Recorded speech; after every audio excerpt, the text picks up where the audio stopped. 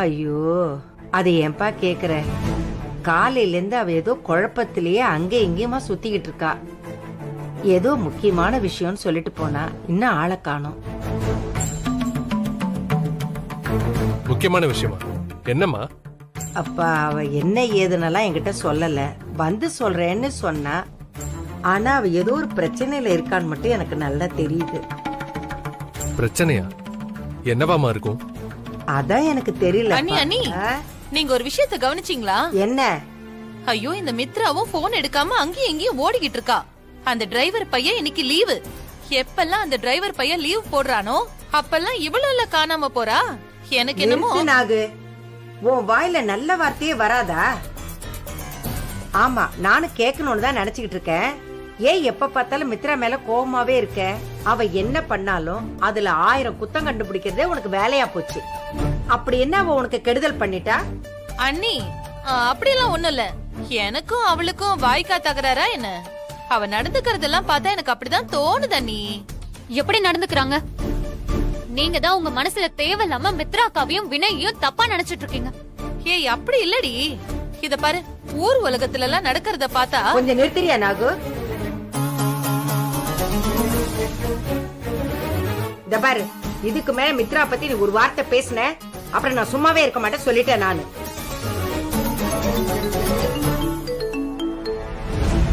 Hello sir, நாங்க விக்ரம் ஸ்கூல்ல இருந்து பேசுறோம். சொல்லுங்க மேடம். எங்க ஸ்கூலுக்கு காலையில வந்ததுல இருந்து விக்ரம் 2 times வாமிட் பண்ணி மயங்கிட்டான். என்னது? என்ன மேடம் சொல்றீங்க? இப்ப எப்படி இருக்கான்? இதெல்லாம் முன்னாடி இன்ஃபார்ம் பண்றது இல்லையா?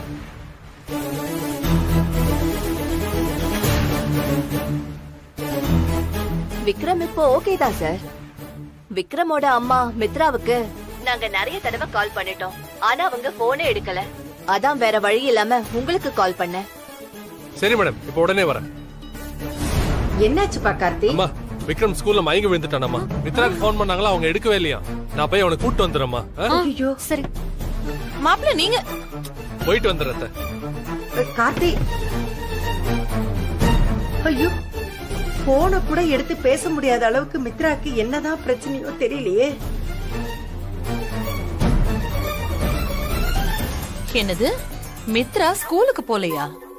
அவ ஸ்கூலுக்கும் போகல, போனையும் எடுக்கல. ஏதோ ஒண்ணு பெருசா இடிக்குதே. அவ கிளம்பி போன வேகத்தை பார்த்தா ஒருவேளை வினை இருக்கிற இடத்த கண்டுபிடிச்சிருப்பாளோ? ஐயோ, பரவாயில்ல. மித்ரா ஏறி போன ஆட்டோ டிரைவர் நமக்கு தெரிஞ்சவன் தான். அவங்கிட்ட போய் கேட்டா மித்ரா எங்க போனான்னு சொல்லிடுவான். அம்மாடி, 2 சுத்து முடிஞ்சிருச்சுமா. 3வது சுத்து தான் பாக்கி இருக்கு. அதையும் எந்த தங்கு தடையும் இல்லாம சுத்தி முடிச்சிட்டீன்னா உன் புருஷனுக்கு வந்த கண்டம் 2 துண்டா முறிஞ்சிருமா. சாமியை வேண்டிக்கிட்டு 3வது சுத்த ஆரம்பிச்சிரு.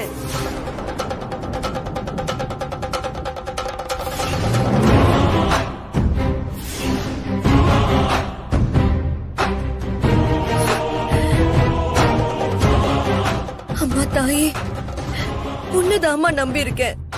என்ன கைவிட்டுறாதம்மா. சூரியன் அஸ்தமனம் ஆகிறதுக்கு முன்னாடி வினையும் விக்ரமும் மீட் பண்ணியே ஆகணும். அதுக்கு நீங்க தான் துணையா இருக்கணும் தாயே.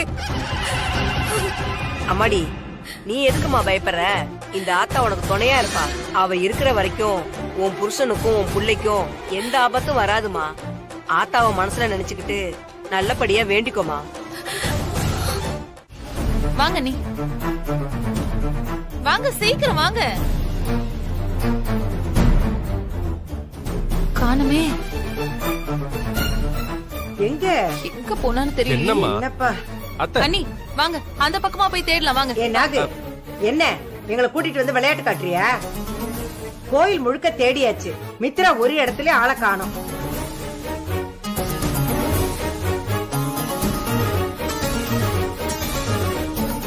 அது இல்ல, நீ அவ இங்கதான். மம்மி,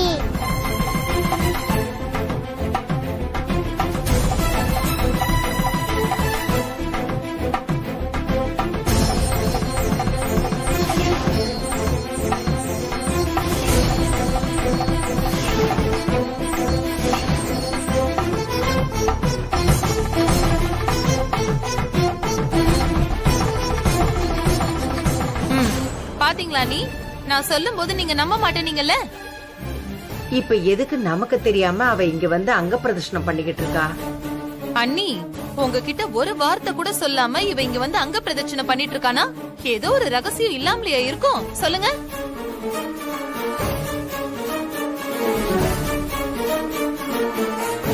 நீங்க வாங்க நீ இப்பவே போய் அவகிட்ட என்ன ஏதுன்னு விவரம் கேப்போம். வாங்க, நீங்க வாங்க நீ போய் கேப்போம். வாங்க. நாகு, இத பாரு, அங்க பிரதர்ஷனம் பண்ணும்போது நாம இடையூறு செய்யக்கூடாது. அவ முடிச்சிட்டு வரட்டும், அப்புறமா பேசிக்கலாம். ஐயோ, இவளை இன்னைக்கு நான் விட மாட்டேன்.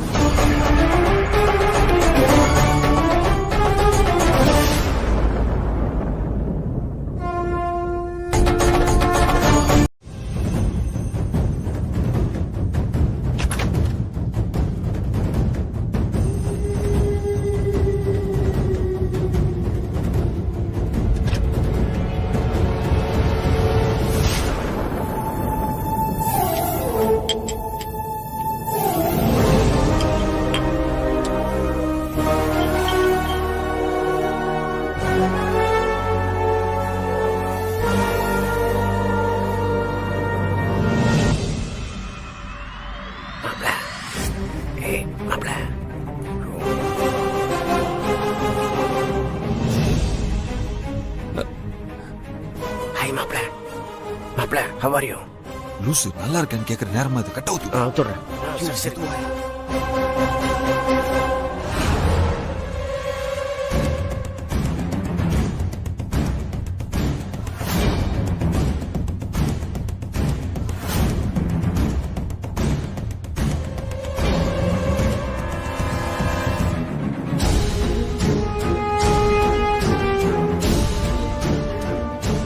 அண்ணா, அங்க பாருண்ணா.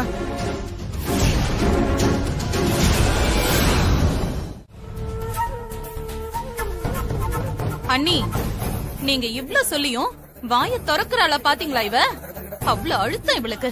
கோயில்ல சாமிக்கு முன்னாடி இவ உண்மையை பேச மாட்டேன்னு சொல்றானா? இவ எவ்வளவு திமிரு பிடிச்சவளா இருப்பா. அண்ணி, இவளெல்லாம் இங்க வச்சு விசாரிக்க கூடாது அண்ணி. போலீஸ் ஸ்டேஷனுக்கு கூட்டிட்டு போய். கொஞ்சம் பேசாம இருக்கீங்களா? மித்ரா, நீங்களே சொல்லுங்க. நீங்க எங்களுக்கு எல்லாம் தெரியாம இப்படி பண்றதுனால தான் உங்க மேல எங்க எல்லாருக்கும் சந்தேகம் வருது. இங்க இருக்கிற எல்லாருக்கும் ஏதாவது ஒரு வகையில பிரச்சனை இருக்குதா மித்ரா? அந்த பிரச்சனைக்கான தீர்வுக்காக நம்ம கடைசியா போற இடம் தான் இந்த மாதிரி கோயில் குளம் எல்லாமே. ஆனா நீங்க முதல்ல சாமி கிட்ட வந்துட்டீங்க. அப்படின்னா என்ன அர்த்தம்? உங்களுக்கு எங்க மேல நம்பிக்கை இல்லைன்னு தானே அர்த்தம்? உங்க பிரச்சனை எங்களுக்கு தெரியக்கூடாதுன்னு தானே நினைக்கிறீங்க? ஐயோ, அது அப்படிலாம் இல்ல சார். உங்களுக்கு இந்த மாதிரி பூஜை வேண்டுதெல்லாம் பிடிக்காது. இதெல்லாம் மூட நம்பிக்கைன்னு சொல்லுவீங்க. அதான் உங்ககிட்ட சொல்லல சார்.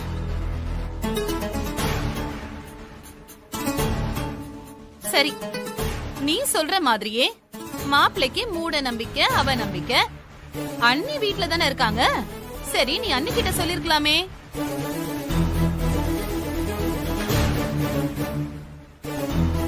அன்னிக்கு இதுல எல்லாம் நம்பிக்கை இருக்குதானே?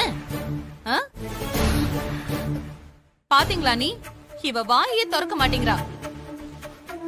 நம்மளுக்கு தெரியாம இவ ஏதோ பெரிய சூழ்ச்சி பண்ணிக்கிட்டு இருக்கா. அது முதல்ல என்னங்கறத நாம கண்டுபிடிக்கணும். அப்பதான் இவ யாரு, எங்க இருந்து வந்திருக்கா, இவளோட நோக்கம் என்னங்கறத நம்மளால தெரிஞ்சுக்க முடியும். நீ வாய முடியா நாகு?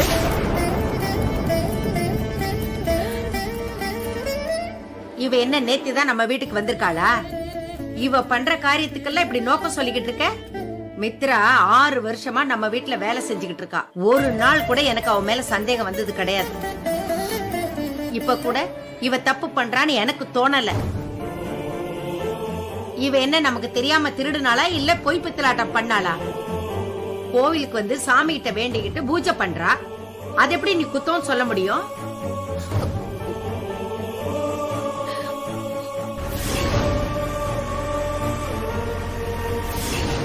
ஒருத்தர் சாமி கிட்ட வேண்டிக்கிறாங்கன்னா அது நிறைவேற வரைக்கும் வெளியில சொல்ல மாட்டாங்கன்னு உனக்கு தெரியாது? அதையும் மீறி சொன்னா வேண்டிக்கிட்ட விஷயம் எப்படி பலிக்கும்? மித்ரா யாருக்காக சாமி கிட்ட வேண்டிக்க வந்திருக்கா? நம்மள ஒருத்தருக்காகத்தான். இதோ விக்ரம்க்கு கூட அடிக்கடி உடம்பு சரியில்லாம போகுது, அவனுக்காக கூட இருக்கலாம்ல.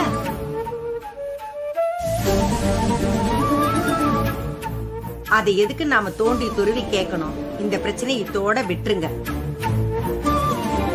இதுல இருந்து என்ன தெரியுது? அவனை லவ் பண்ணிட்டு இருக்கான்னு தானே தெரியுது.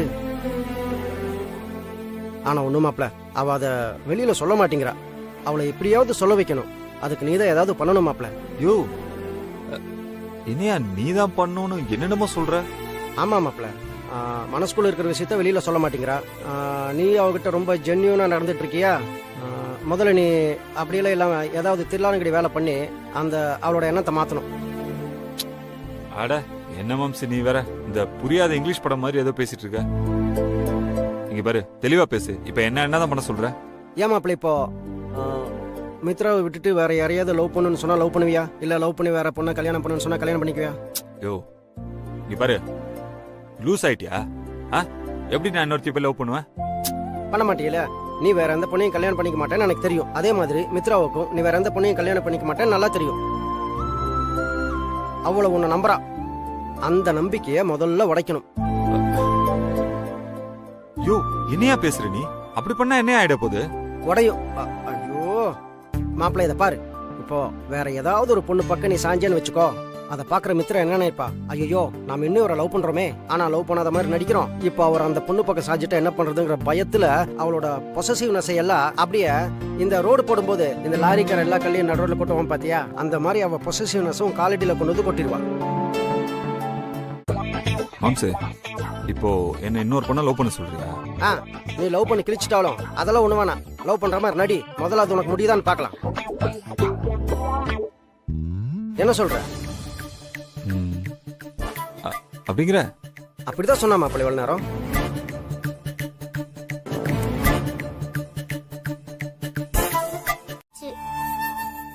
சொல்லு மம்மி, ஏன் அப்படி பண்ண? இல்ல விக்ரம், இப்ப நீ ரொம்ப சின்ன பையன். நான் சொன்னாலும் உனக்கு புரியாது. நீ தூங்கு விக்ரம். எனக்கு அடிக்கடி உடம்பு சரியில்லாம போகுதே, அது சரியாகணும் தானே அப்படி பண்ண. ஆமா விக்ரம். ஆனா அந்த நாகு பாட்டி இருக்குதுல, நீ என்னோட அப்பாவுக்கு உடம்பு சரியில்லைன்னா அப்படி செய்யறேன்னு சொல்லுச்சு. அப்படியா மம்மி? எங்க அப்பாவுக்கு உடம்பு சரியில்லையா? அதுக்காக தான் அப்பாவை பத்தி என்கிட்ட சொல்ல மாட்டேன்னு சொல்றியா?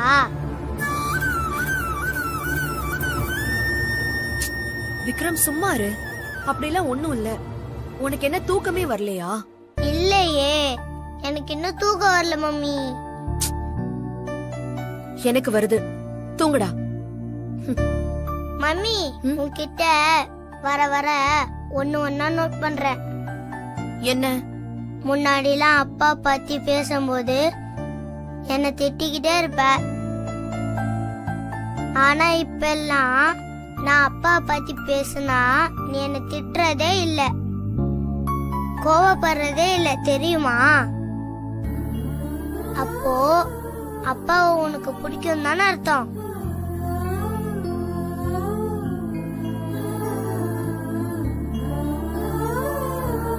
விக்ரம், நான் சொல்லிருக்கேன்ல அப்பாவை பத்தி எல்லாம் பேசக்கூடாதுன்னு. பேசாம தூங்கு விக்ரம். மம்மியை கோவப்பட வைக்காத சொல்லிட்டேன். மம்மி, அப்பாவோட போட்டோ இருந்தா காமிங்க மம்மி.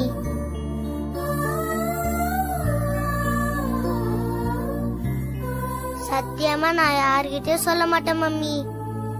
ப்ராமிஸ். ப்ளீஸ் ப்ளீஸ், ஒரே ஒரு முறை அப்பாவோட போட்டோ காமிய. எனக்கு அப்பாவை இப்பவே பார்க்கணும் போல இருக்கு. விக்ரம் வேண்டாம், எனக்கு கோவம் வருது. நீ பேசாம படு. சரி விடு, நான் அப்பா பத்தி பேசல. ஆனா வினயங்கள் பத்தி பேசவா?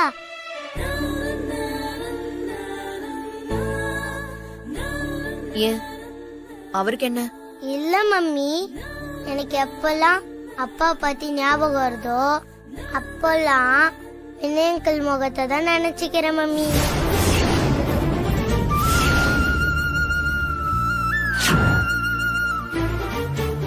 நீங்களே யோசிச்சு பாருங்க மம்மி, வினயங்கள் எனக்கு அப்பாவா இருந்தா எவ்வளவு நல்லா இருக்கும்.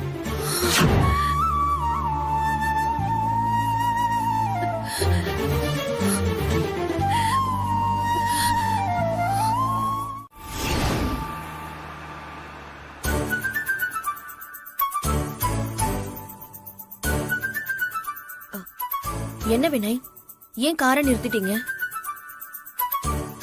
வினய்,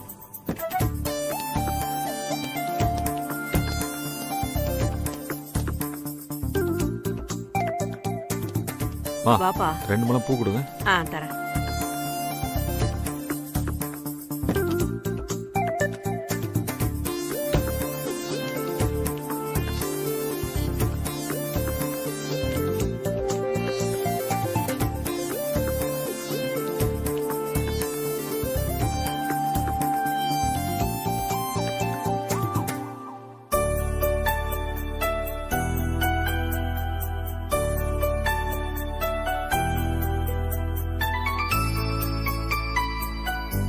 இந்தாங்க தம்பி.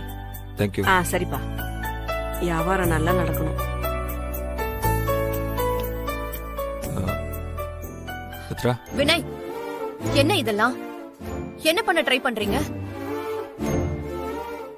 கோவில்ல நான் வேண்டிக்கிட்டது நீங்க எனக்கு வேணுங்கிறதுக்காகலாம் இல்ல. விக்ரம்க்கு நீங்க வேணுங்கிற ஒரே ஒரு காரணத்துக்காக மட்டும்தான். மத்தபடி உங்களை நான் இன்னும் மன்னிக்கவே இல்லை. நீங்க என் வாழ்க்கையில ஏற்படுத்தின வலி இன்னும் காயமா ஆறாம அப்படியே இருக்கு. என் வாழ்க்கை இதுதான், இப்படிதான் இருக்கும். அத நீங்க மாத்த நினைக்காதீங்க ப்ளீஸ். நீங்க ஒரு ஆபத்துல இருக்கும்போது உங்களுக்காக வேண்டிக்கிட்டா இப்படிதான் ஓவரா அட்வான்டேஜ் எடுத்துப்பீங்களா? இதோ பூ வாங்கி தரது, பொட்டு வச்சு விடுறதுன்னு தேவையில்லாத வேலையெல்லாம் பார்த்து என்ன நெருங்க பாக்காதீங்க. மித்ரா, போதும். முடிஞ்சா இல்ல இன்னும் இருக்கா? என்ன பாக்குற? இந்த பூ உனக்கு நினைச்சியா? நான் எதுக்கு உனக்கெல்லாம் பூ வாங்கி தர போறேன்?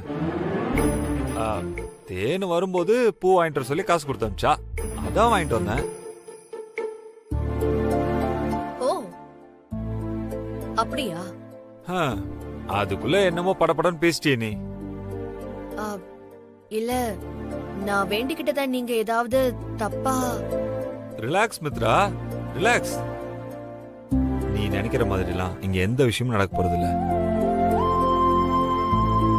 நான் உன் கூட இருக்கணும், உன் கூட மறுபடியும் சேரணுங்கிற எண்ணத்தெல்லாம் எப்பவோ கைவிட்டேன்.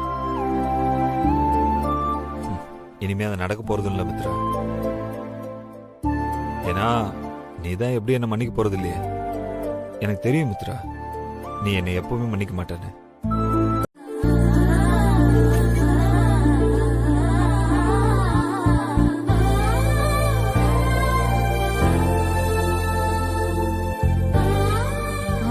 ஒரு பொட்டு வச்சுட்டா makeup finish.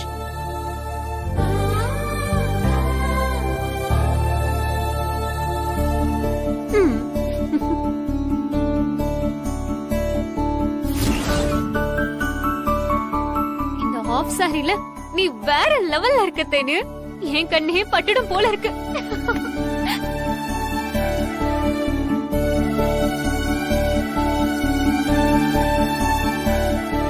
சூப்பர்மேனுக்கு half sari, full sari, homely ட்ரெஸ்ஸஸ்னா ரொம்ப ரொம்ப பிடிக்கும்.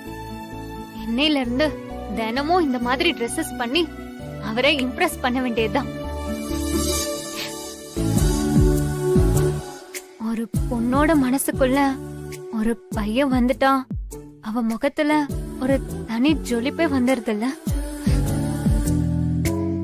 நம்ம அழக நம்மளே மிச்சிக்க வேண்டியதுதான். இவ்வளவு மேக்கப் பண்ணி என்ன யூஸ்? அந்த லூசு சூப்பர்மேன் நம்மள நிமிர்ந்து கூட பார்க்க மாட்டேங்கிறாரு.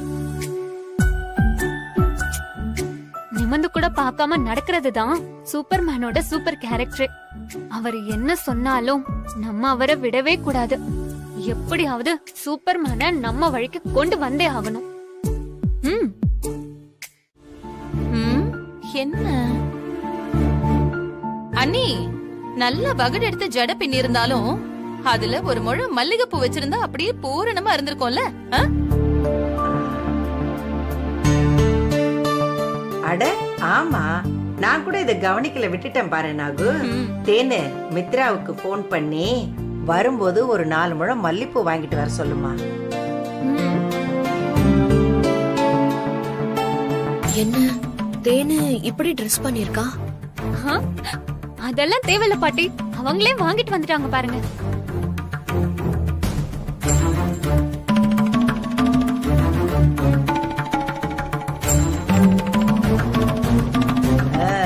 மித்ரான்னா மித்ரா தான்.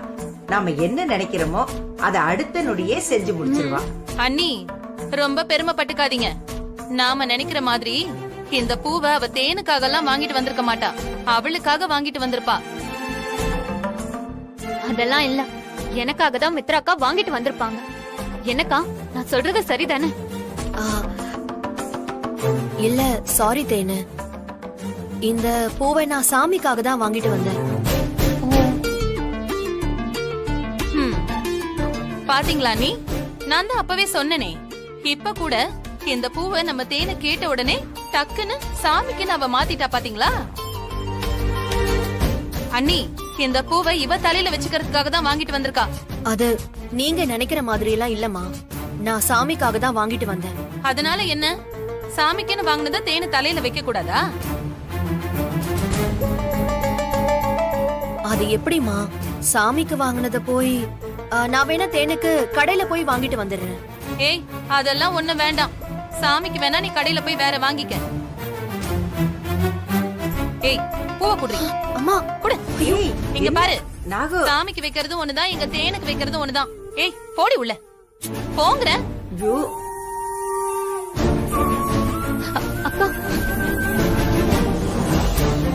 ஏன் நாகு இப்படி எல்லாம் பண்ணிக்கிட்டு இருக்க? பாரு, அவ எவ்வளவு ஃபீல் பண்ணிட்டு போறான்னு. ஐயோ அண்ணி, அதெல்லாம் வெறும் சீன் அண்ணி. பாருங்க, அவளுக்குன்னு வாங்கிட்டு வந்தத அப்படியே டக்குன்னு எப்படி மாத்தி சொன்னா பாத்தீங்களா? இத பாருங்க அண்ணி, அவளை நீங்க நம்பாதீங்க, எல்லாமே நடிப்புதான். தேனு, நீ திரும்ப. எல்லாம் எடுத்து வச்சுட்டா நீ. எல்லாரும் வந்துட்டாங்கன்னா கார்ல ஏறி கிளம்ப வேண்டியதுதான். எங்க போனானுங்க இந்த டிரைவரும் செக்யூரிட்டியும்? இத வரானுங்க பாருங்க, வந்துட்டானுங்க. அப்படியே ஆடி அசைஞ்சுக்கிட்டு வரானுங்க பாருங்க. வினய், இதையெல்லாம் கொண்டு போய் கார் உள்ள வச்சிருங்கப்பா. பார்த்து பத்திரமா வைங்க.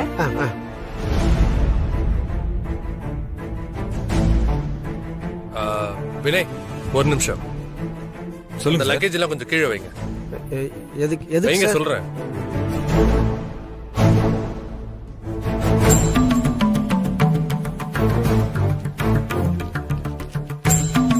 வினய், இதுல 10,000 இருக்கு. ஆளுக்கு 5,000 பிரிச்சு எடுத்துக்கோங்க.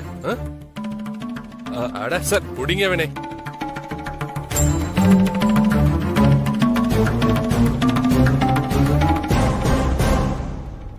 என்ன பாக்குறீங்க?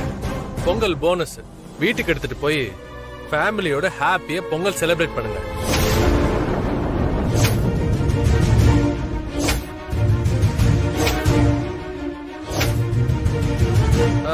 கிளம்புங்க, இதெல்லாம் நாங்க பாத்துக்கிறோம். கார்த்தி, என்னப்பா அவங்கள வீட்டுக்கு போக சொல்ற? அவங்களையும் நம்ம கூட சேர்ந்து கிராமத்துக்கு கூட்டிட்டு போறதா தானே சொல்லிட்டு இருந்தோம். ஆமாமா சொன்னேன். அதுக்கப்புறம் தான் நல்லா யோசிச்சு பார்த்தேன். அவங்க சந்தோஷத்தை நம்ம கெடுக்கிறோமோன்னு தோணுச்சு.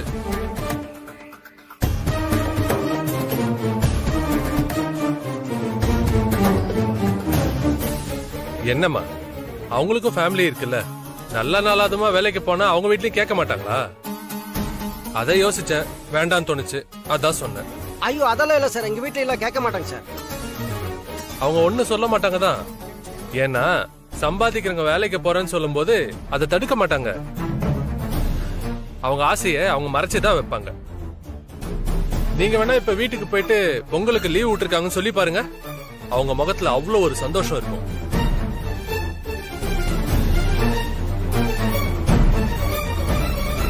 கார்த்திக் சார், வினயங்களும் நம்ம கூடவே வரட்டும் சார்.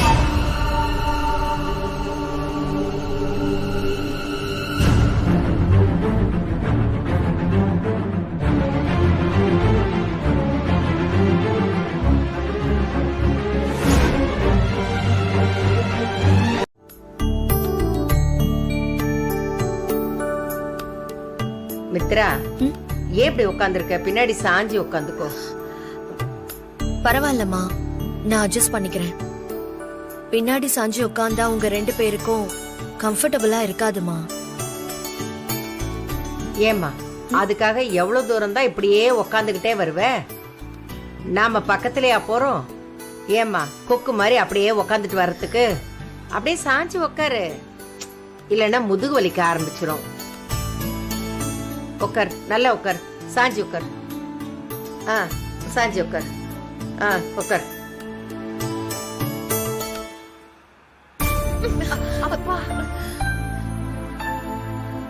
கார்த்தி, கொஞ்சம் பார்த்து ஓட்டுப்பா.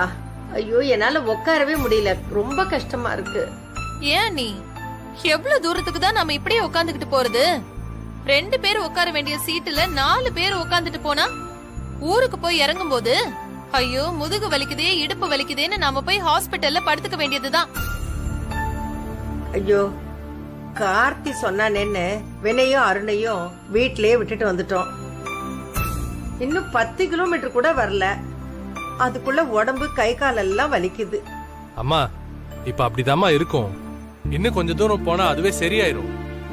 கொஞ்சம் அட்ஜஸ்ட் பண்ணிக்கோங்கம்மா. என்ன தப்பா அட்ஜஸ்ட் பண்ணிக்கிறது?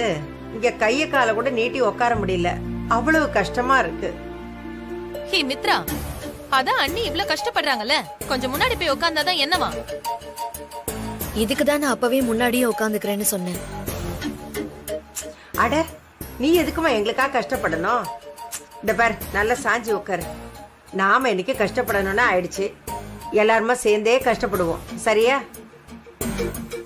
பாட்டி, உங்களுக்கு அங்க உட்கார கஷ்டமா இருந்துச்சுன்னா வேணா இங்க வந்து உட்காருங்க பாட்டி.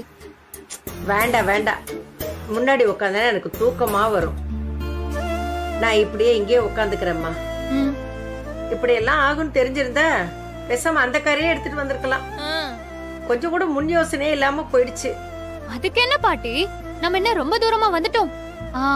இப்ப போன் பண்ணா கூட வினய் உடனே கார் எடுத்துட்டு வந்துருவாரு. ஆமாமா, வந்துருவாரு. அதெல்லாம் ஒண்ணும் தேவையில்ல, கொஞ்சம் அட்ஜஸ்ட் பண்ணிக்கோங்க. சிட்டிக்கு வெளியே போயிட்டா அதெல்லாம் ஒண்ணும் கஷ்டம் இருக்காது. ஆமா, உங்களோட ஈகோவால தான் சூப்பர்மேனை வரவிடாம தடுத்துட்டீங்க. இப்ப வந்து அட்ஜஸ்ட் பண்ணிக்கோங்களாம். பிளான் பண்ணி அவரை வரவிடாம பண்ணிட்டீங்க. நீங்களே இந்த அளவுக்கு பிளான் பண்ணும்போது நான் பண்ண மாட்டேனா? இப்ப பாருங்க நான் என்ன பண்றேன்னு. என்ன பண்ணலாம்?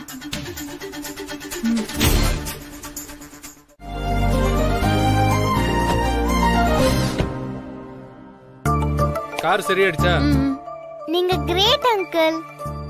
ரிப்பேர் ஆன காரை உடனே சரி பண்ணிட்டீங்க.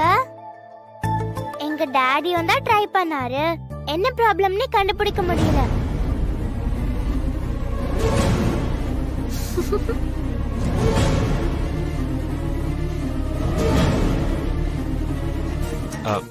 தனியா, டாடி அப்படிலாம் சொல்லக்கூடாதுமா. ஆக்சுவலா காரை நான் சரி பண்ணல, தோ நிக்கிறாரு சிகரெட் அங்கிள், அவர் தான் காரை சரி பண்ணாரு. நிஜமாவா? போய் சொல்றீங்க? இல்லடா தனியா, நிஜமா இந்த செக்யூரிட்டி அங்கிள் தான் காரை சரி பண்ணாரு. செக்யூரிட்டி என்ன பாத்துட்டு இருக்கீங்க, சொல்லுங்க. ஆமா தானியா, நான் தான் ஸ்டார்ட் பண்ணேன். அது லெஃப்ட்ல ரைட்ல மட்ட மேல 2 தட்டுனா உடனே ஸ்டார்ட் ஆயிடுச்சு. எனக்கு மெக்கானிக்கல் வேலையெல்லாம் நல்லா தெரியும். அப்படியா? சரி சரி, டைம் ஆச்சு, வாங்க கிளம்பலாம். ஏய் தானியா, நம்ம இந்த கார்ல போல அந்த கார்ல போறோம், நீ அதுல ஏறு. ஏன்பா இந்த காரை வேண்டான்ற? அம்மா, இந்த காரை மெக்கானிக் ஷெட்ல விட்டு சர்வீஸ் பண்ணோமா, நம்ம அந்த கார்லயே போயிடலாம். ஏன்பா மறுபடியும் ஒரே கார்ல போணுமா எல்லாரும்? ஆமாமா, அப்படிதானே வந்தோம். 10 கிலோமீட்டர் வந்து சேரத்துக்குள்ளேயே முட்டி எல்லாம் வலிக்க ஆரம்பிச்சிருச்சு. இன்னும் நாம 200 கிலோமீட்டர் போனோம். ஒரே கார்ல எல்லாம் போக முடியாதுப்பா, 2 கார்ல போலாம்.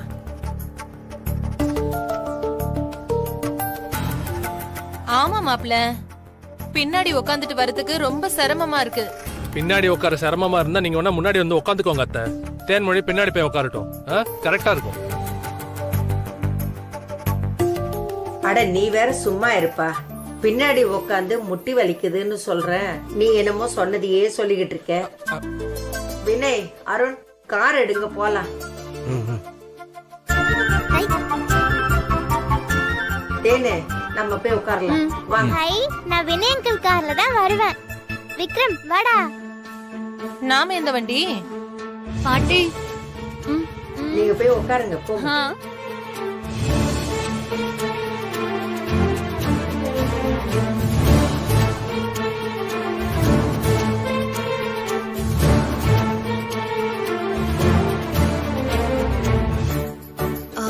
அம்மா, பசங்க அந்த கார்ல தனியா இருப்பாங்க, நானும் அவங்க கூடவே வந்துடுறேன்.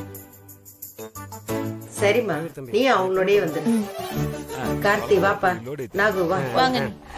விக்ரம் குட்டி, என்ன நீங்களும் அந்த கார்லயே போய் உட்காரீங்களா? அப்ப இந்த வண்டி எடுக்கிறேன் சார். போங்க. வாங்க வாங்க.